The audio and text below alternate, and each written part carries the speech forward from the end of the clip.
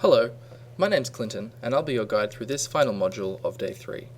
We're going to talk about some more trig function identities, and also about a process called t-substitution. Please don't forget to pause this presentation at any time if you need a little bit more time to think about something. Certain expressions and equations involving trigonometric functions can be simplified or solved more easily using a process called t-substitution. Remember from the previous module our double angle formulas, which allow us to express the sine and cosine of twice an angle in terms of the sine and cosine of the angle itself. If we replace 2a with some angle theta, what used to be a will now be half this new angle theta, since a is half of 2a.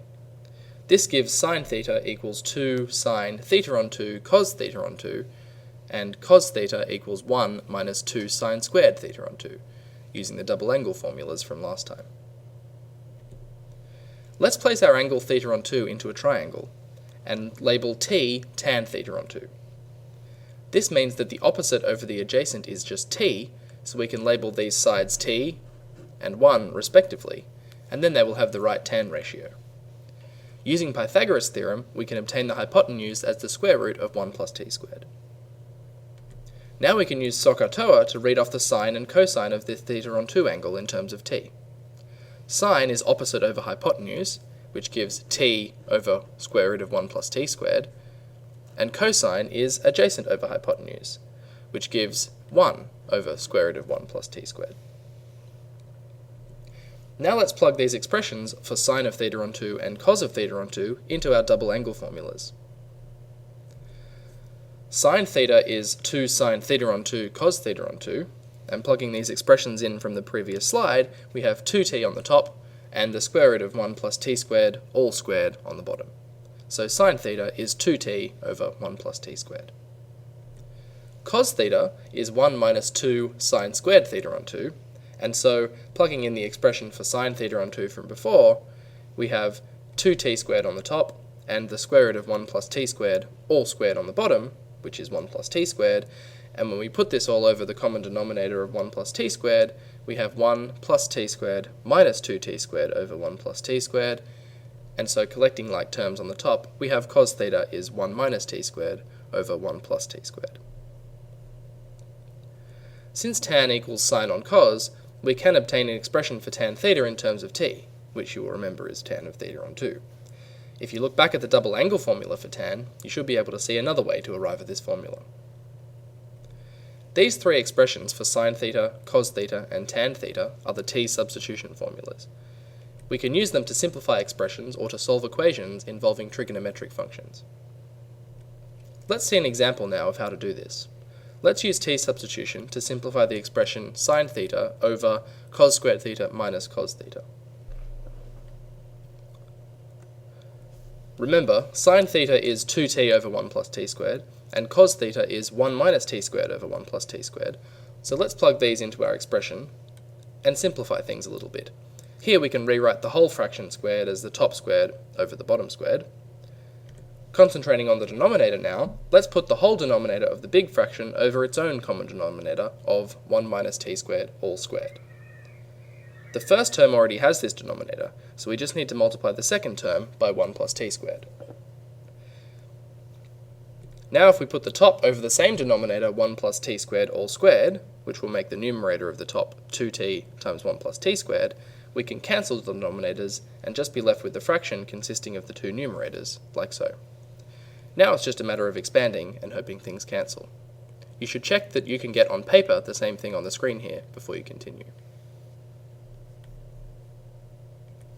Now the top is 2t times 1 plus t squared, which expands to 2t plus 2t cubed.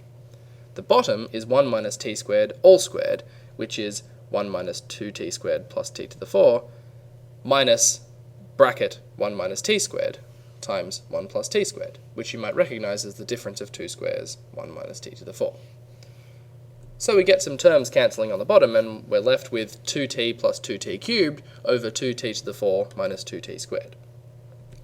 Every term in this fraction is divisible by 2t, so dividing everything by 2t gives 1 plus t squared over t cubed minus t. So here is our simplified expression for sine theta over cos squared theta minus cos theta. This simplification might not look particularly useful. We'll see later how we can use simplifications like this one to solve equations and also to calculate integrals. Now let's see an example of how to use t-substitution to solve equations. For example, this equation here, 4 cos theta minus sine theta equals 1. And let's look for solutions theta between 0 and 2 pi. Remember, cos theta is 1 minus t squared over 1 plus t squared, and sine theta is 2t over 1 plus t squared, so this is the equation we want to solve. Solving for t and solving for theta are pretty much the same, since t is tan theta on 2. Multiplying the whole equation by 1 plus t squared gives 4 times 1 minus t squared minus 2t is 1 plus t squared, since the 1 plus t squared will cancel on the left-hand side. And we can now simplify this whole thing into a quadratic in t, bringing the minus 4t squared over to the right, we have 5t squared, then bringing the minus 2t over to give plus 2t, and then finally 1 minus 4 is minus 3. We can use the quadratic formula to solve this equation. You should check that you can get the two solutions, t is 3/5 and t is minus 1. So our quadratic has two solutions, t equals minus 1 and t equals 3/5. This means that tan theta on 2 equals minus 1, or tan theta on 2 is 3/5. Let's deal with the minus 1 first. Inverse tan of minus 1 is minus pi on 4, using our calculator, so this means theta on 2 is minus pi on 4, which means theta is minus pi on 2. But we're looking for solutions in the interval between 0 and 2 pi, so we can use the fact that tan is pi periodic and add on integer multiples of pi until we are inside this interval. Adding pi on once gives theta on 2 is 3 pi on 4, so theta is 3 pi on 2. Adding pi on again gives theta on 2 is 7 pi on 4, so theta is 7 pi on 2, which takes us back out the interval the other way. So we get theta is 3 pi on 2 as our only solution here. Now if t is 3/5, so tan theta on 2 is 3/5, then theta on 2 is the inverse tan of 3/5, which our calculator says is 0.5404 radians. This means that theta is twice this, which is 1.0808 radians. This is inside our interval, and you should check that if we add or subtract pi from 0.5404 radians, that this gives a value of theta outside our interval again. So here we get a solution, theta is 1.0808 radians. So our original equation has two solutions. Theta is 3 pi on 2, or theta is 1.0808 radians, keeping everything to 4 decimal places here. Have a go at these questions to give you practice with the formulas for t-substitution. Press pause and then press play when you want to continue. Here are the answers. Press pause and then press play when you want to continue. As our final topic in day 3, we're going to see how to rewrite a sum of a sine and cosine function in terms of a single function. That is, given a general expression like this, that is a sum of a cos and a sine function, we want to rewrite it as a single general sine function r sine x plus alpha for some numbers r and alpha. You'll just have to take my word for it that this is always possible. Note that if we can rewrite our function as a sine function, we can also rewrite it as a cos function, because cos theta is just sine theta plus pi on 2. Let's see an example. Let's try to write sine t minus root 3 cos t as a single cosine function. That is, we want to write sine t minus root 3 cos t as r cos t plus alpha for some numbers r and alpha. Let's use the double angle formula for cos to write r cos t plus alpha as r times cos t cos alpha minus sine t sine alpha. Now alpha is just some constant that we're trying to find, so sine alpha and cos alpha will just be some constants as well. Looking at our equation then, the coefficients of cos t and sine t must be equal on both sides. The coefficient of sine t on the left is 1, and on the right it's minus r sine alpha, so these must be equal. Similarly, the coefficient of cos t on the left is minus root 3, and on the right it's r cos alpha, so these must be equal too. This actually enables us to find r. Using these two pieces of information, if we square them and add them up, on the one hand we get r squared cos squared alpha plus r squared sine squared alpha, which is of course r squared by our famous identity cos squared plus sine squared is 1.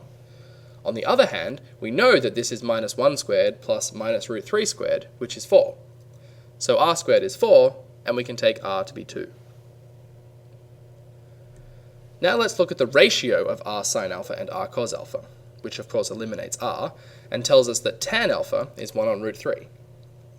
We can find out now where alpha has to live because its sine is negative and its cosine is negative. If you remember back to high school, this means alpha lives in the third quadrant, that is, alpha is between pi and 3 pi on 2. Our calculator, or if you like our discussion in the first module of exact trig values, says that the inverse tan of 1 on root 3 is pi on 6. But if we add on pi, since tan is pi periodic, we get 7 pi on 6, which is in the third quadrant.